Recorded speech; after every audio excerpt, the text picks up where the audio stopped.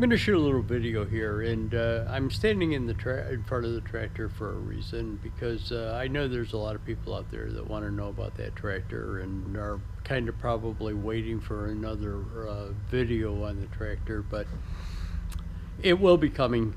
It's still here. It is going to get done. I just got to get some other things done and out of the way before I start back on this again. The tractor in itself is probably a full-time project, so I need to free up some time where I can really spend some time on it and get it back together. This video, let's not call it a shop update. Let's call it, you know, I do a lot of hauling and stuff like that, and I've done a couple of hauls, and I just want to kind of discuss them. The first clip that you're going to see is more of interest in New York State thing. I just shot this about some salt mines in New York State, and I shot the clip out the side window. I didn't shoot any footage of the haul.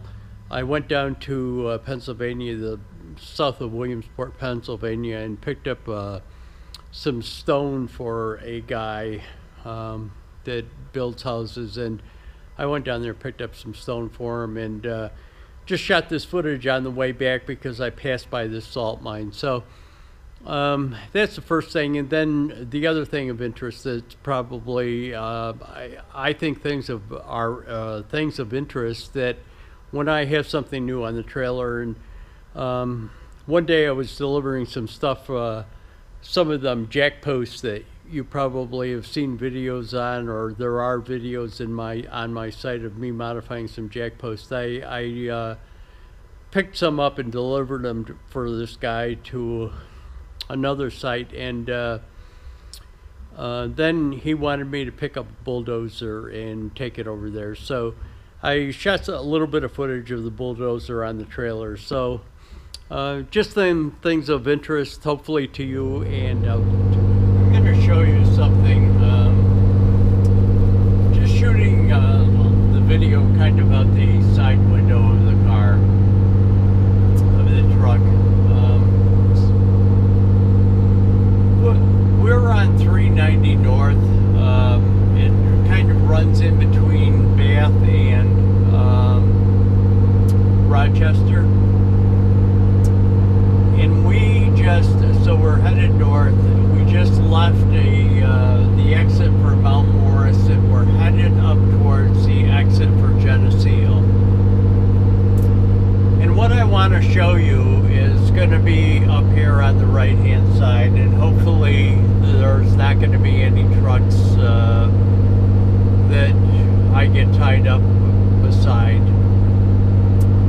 But what I wanted to tell you is New York State, probably not a lot of people know this, but there is a lot of salt under New York State.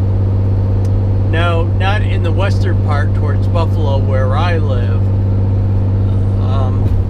but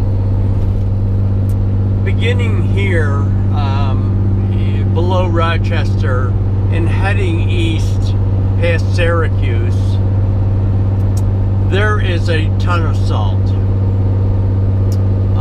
And some places they pump water into the ground and produce brine and pump the brine back up and then evaporate it and make salt. Underneath us here, and you're going to start seeing it on the right hand side pretty soon, underneath us here is a salt mine. A huge salt mine. It's bigger than the island of Manhattan.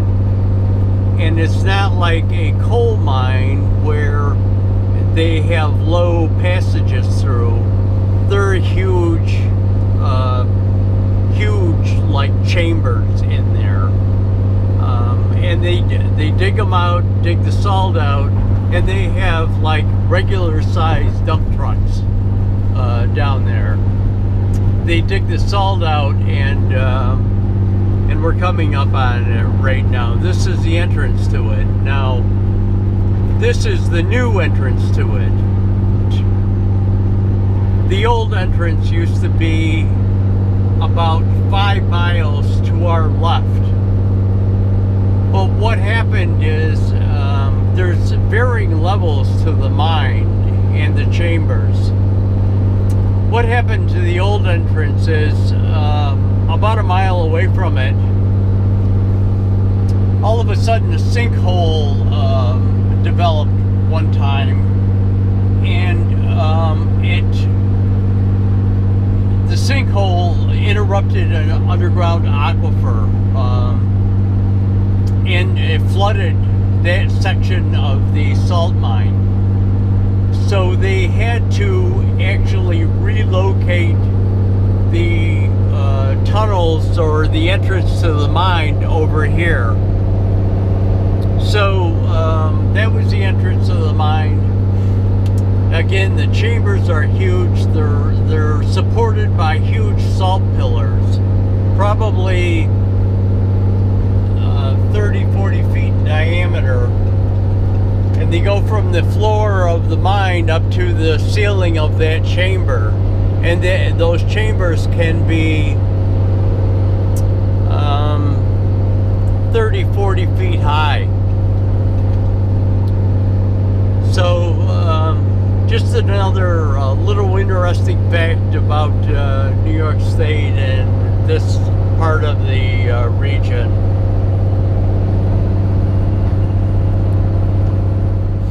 Okay, here's a trailer. I went out this morning to pick up some posts for a guy, and I ended up getting the posts and then delivering them and having to pick up this dozer and bring it over to a job site for him. It's the first time that our dozer's been on this trailer. Pretty cool.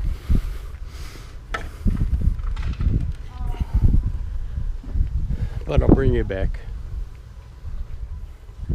Okay, so there was a short clip on that bulldozer being on the trailer. Towards the end, you'll probably notice the camera was kind of stuck into below the track where the mud was. Actually, what I was doing is, if you notice when I walked up to it, the one light on the side, the amber light, it's a middle light, which was the original light on the trailer, had come out of the socket. What they are is just the rubber grommets that hold those lights into it. That's kind of the way most trailers are now. And after a while, at least with this trailer, after a while, those grommets start to wear a little bit, and the light has a tendency of vibrating out, or if you hit it, the trailer hard, when you're putting something on it, like that bulldozer, when it went up on it and came back down again, jarred it, knocked that light off. So what I was doing is actually pushing that light back in, and when you see me back away, you'll notice the light was in. So the light was out when I was walking up to it, back in when I walked away from it. I'm going to throw a little still clip in here. As if you probably noticed, there was something else besides the bulldozer on the trailer, and that was the tube steel, the square tube steel for the load in, load off ramps, tables, not ramps, load in, load off tables for the bandsaw. Just going to throw a little clip in here. I had to unload it by myself off of the trailer. 2-inch tube steel, 3/16 wall, 24-foot length. So I unloaded it and gave my wife a little present for the laundry. But I'll throw that clip in now.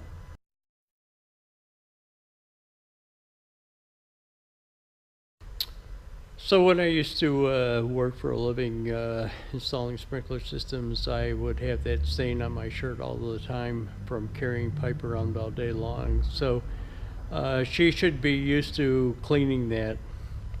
So just a little sense of humor here.